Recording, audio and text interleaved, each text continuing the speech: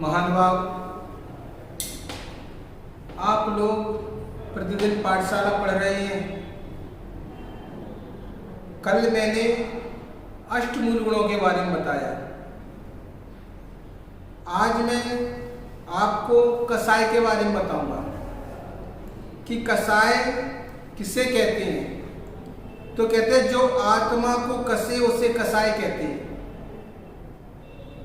जैसे हल से खेत जोते जाते हैं, उसी तरह कसाय आत्मा को कसती जाती है। देखा है, हल चलाते हैं तो क्या होता है, एक लाइन खींची चली जाती है। ऐसे ही कसाय होती है। तो आत्मा में जो आत्मा को कसती है उसे कसाय कहते हैं। तो कसाय के मुख्य कितने भेद होते हैं? कसाय के मुख्य कितने भेद होते हैं? तो कसाय के मुख्य 4 भेद होते हैं। कितने भेद होते हैं? 4। नंबर 1 क्रोध, नंबर 2 मान, नंबर 3 मायाचारी, नंबर 4 लोभ। विशेष रूप से भेद करने पर 2 भेद, 16 भेद तथा हो सकते। विशेष रूप से करने पर 2 भेद भी हो सकते हैं और 16 भेद भी हो सकते हैं। तो कसाय के भेद स्पष्ट रूप से समझाने जा रहा हूं आपको। तो 4 भेद होते हैं: अनंतानुबंधी, अप्रत्यख्यान, प्रत्यख्यान, संज्वलन। क्या है ये? ये भेद हैं कसाय के। पहले हमने बताया क्रोध, मान, मायाचारी, लोभ। अब ये जो मैंने बताई अनंतानुबंधी, अप्रत्यख्यान, प्रत्यख्यान, संज्वलन, ये क्रोध, मान, मायाचारी, लोभ, ये चारों में लगाना है। वैसे मुख्य रूप से 2 भेद बताए हैं। तो उसमें से है नंबर 1 कसाय, नंबर 2 नो कसाय। आपको आगे बताता रहूंगा। तो अनंतानुबंधी, क्रोध, मान, माया, लोभ, अप्रत्यख्यान, क्रोध, मान, माया, लोभ, प्रत्यख्यान, क्रोध, मान, माया, लोभ, और संज्वलन, क्रोध, मान, माया, लोभ। ये कसाय होती हैं। अब और 9 कसाय और होती हैं। 9 कसाय कौन सी होती है मैं आपको बता रहा हूं।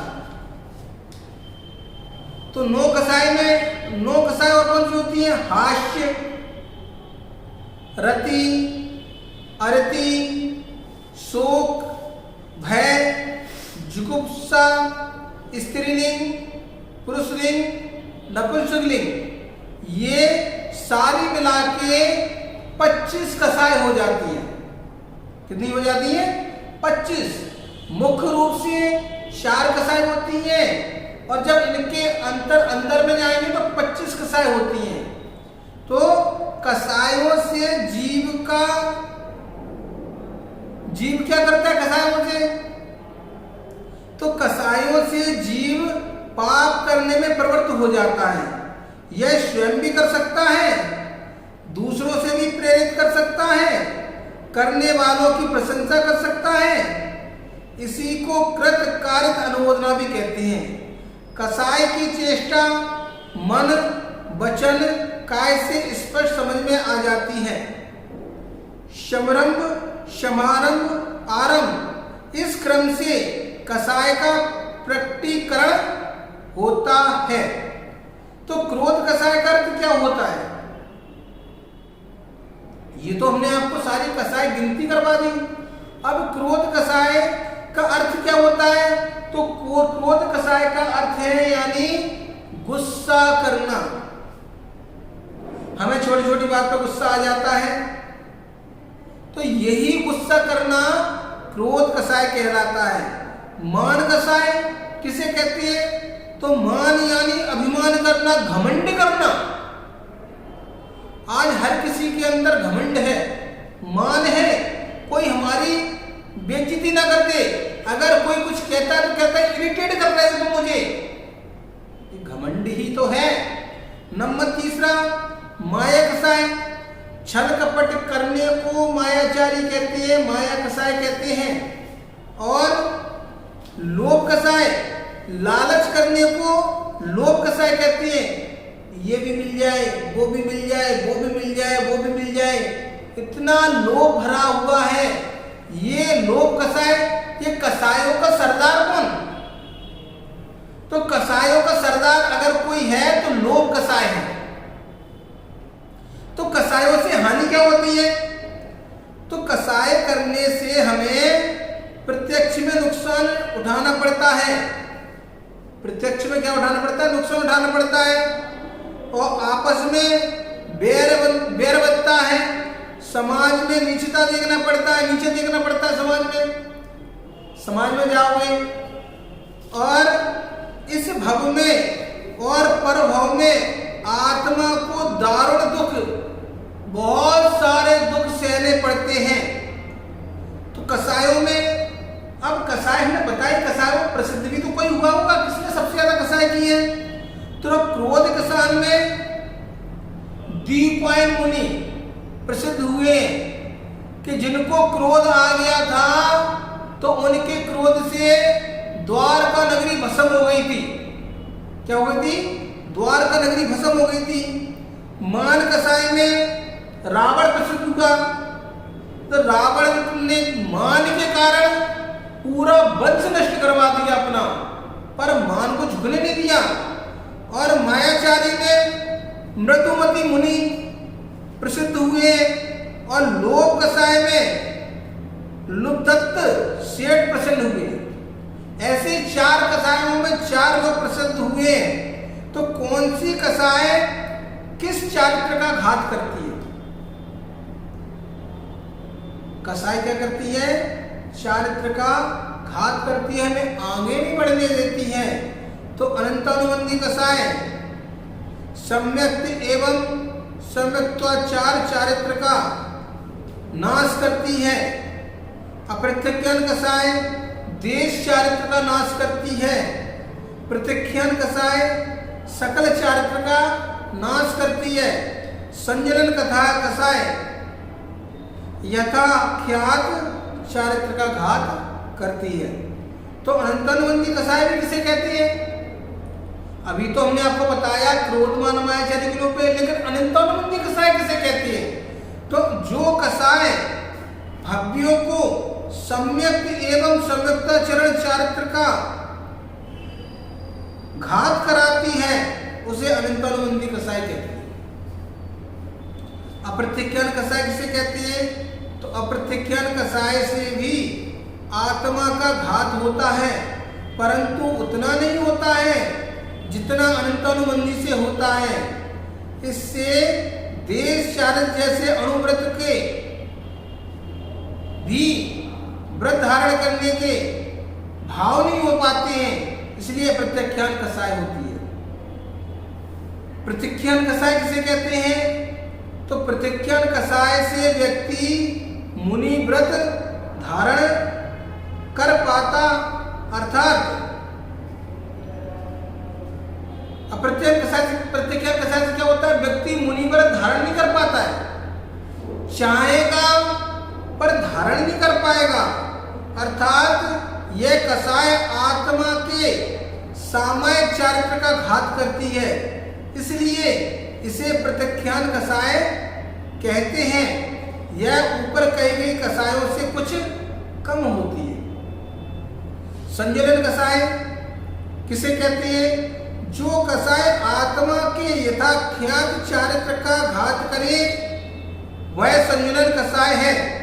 इसमें जीव धीमी आंच में तपता सा रहता है।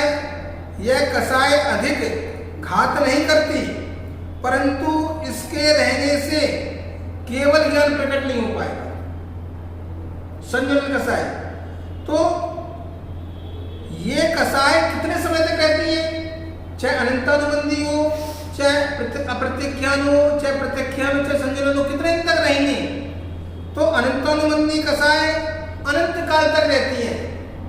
कहा है अगर हम किसी व्यक्ति से 6 महीने से अधिक मौन धारण कर लेते हैं, बोलते नहीं है, मन में कसाय रहती है, तो वो अनंतानुबंधी का रूप ले लेती है, जो अनंत काल तक चलती रहती है। प्रतिक्षण कसाय 6 माह तक रहती है। 6 माह तक अगर नहीं बोलोगे तो अनंतानुबंधी हो जाएगी, और 6 माह के पहले ही बोलना चालू कर दोगे तो अप्रत्यक्षण कसाय हो जाती है। प्रत्यक्षण कसाय 15 दिन तक रहती है।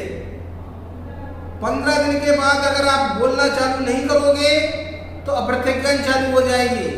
तो इसलिए प्रत्यक्षण 15 दिन तक रहती है, और संजुलन कसाय अंतर्मुद्रा तक रहती है। अंतर्मुद्रा यानी 48 मिनट से कुछ कम समय इतनी संजुलन कसाय रहती है। तो अंतर्मुहूर्त कितना होता है? अब आप पूछोगे तो अंतर्मुहूर्त यानी 48 मिनट है, इसके अंदर का समय ही अंतर्मुहूर्त है। अब कह रहे हैं नो कसाय किसे कहते हैं? नो कसाय का अर्थ है किंचित कसाय, कुछ कसाय, कसाय से कुछ कम घातक होने से इसे नो कसाय कहते हैं। अब नो कसाय के कितने भेद होते हैं? तो कह रहे हैं नो कसाय के भेद होते हैं हास्य यानी हंसी करना। हंसी करने का वही क्या कह दिया? कसाय कह दिया। रति नंबर दूसरी यानी प्रेम करना किसी से, कि हम तुम्हारे बिना जी नहीं सकते, जान दे देंगे, मर जाएंगे। ये कौन सी कसाय है? रति कसाय। तीसरा है अरति कसाय, प्रीति नहीं करना। अब किसी को कोई सामने आ गया, वो सुहा नहीं रहा व्यक्ति, तो ये कौन सी कसाय हो गई? अरति कसाय। भय कसाय यानी डरना। शोक कसाय यानी दुखी होना, ये भी कसाय है, डरना भी कसाय है। जुगुप्सा यानी घृणा करना किसी से। कभी किसी व्यक्ति से घृणा नहीं करना चाहिए, क्योंकि कहा है पाप से डरो, पापी से नहीं। अगर हमें किसी के प्रति घृणा भी आ रही है तो कसाय है आपके अंदर, तभी घृणा आ रही है। स्त्री में पुरुष के संसर्ग की इच्छा करना, पुरुष से मिलने की इच्छा करना, पुरुष की तरफ आकर्षित होना, ये क्या है? स्त्री वेद है। स्त्रियां पुरुष के प्रति लालायित रहती कि हमें पुरुष मिल जाए, तो ये कौन सा हो गया? स्त्री वेद हो गया। पुरुष वेद स्त्रियों के संग संसर्ग की इच्छा करना, ये क्या कर दिया? ये पुरुष वेद हो गया। नपुंसक वेद स्त्री पुरुष दोनों से रमने की इच्छा करना, ये नपुंसक वेद हो गया। तो इस प्रकार से ये 9 कसाय हो गए। अब कसाय किस प्रकार जीतना चाहिए? तो कसाय इस प्रकार जीतना चाहिए कि क्षमा से क्रोध को जीतना चाहिए। अगर कोई क्रोधी व्यक्ति है, उत्तम क्षमा, आई एम सॉरी सबसे बढ़िया शब्द है। अगर हमारे किसी का पैर भी लग जाता तो क्या कहते हो? सॉरी भैया, आई एम सॉरी। तो वो सॉरी बोलने से वो व्यक्ति चुप हो जाता है। तो नम्र क्रोध, क्षमा से क्रोध को जीतना चाहिए, नम्रता से मान को जीतना चाहिए, सरलता से मायाचारी को जीतना चाहिए, और दान से, दान लोगे तो दान से किसको जीतना चाहिए? लोभ कसाय को जीतना चाहिए।